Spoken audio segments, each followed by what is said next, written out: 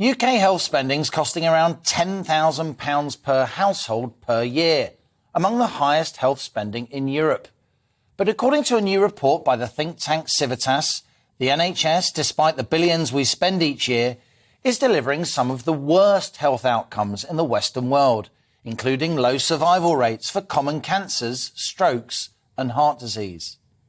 The House of Commons Health Select Committee, in a separate report, has today said the NHS faces, quotes, the greatest workforce crisis in its history, putting patients at serious risk of harm.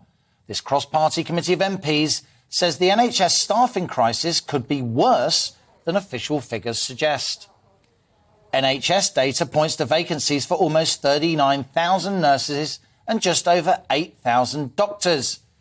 But the independent Nuffield Trust says the real figures could be up to 50,000 nurse vacancies, with a doctor shortage of up to 12,000.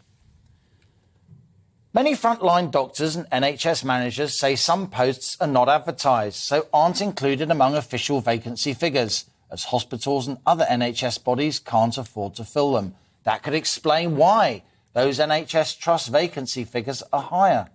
Yet this new Civitas report suggests that NHS isn't underfunded. UK health spending in 2020 was 12% of our gross domestic product. That's the size of our economy. And it's the fifth highest among 19 advanced economies. Even though funding is relatively high, this Civitas report says that UK breast cancer survival rates for 5 years were the 15th lowest of 18 countries. Colon cancer, the 5-year survival rate was even worse, at the bottom of the league, 18th out of 18. And of every 100,000 patients, 75 die each year of a treatable disease. That's the 17th worst figure of 18 countries. Civitas concludes, using OECD data, that almost 50,000 people are dying in the UK each year for want of effective medical treatment.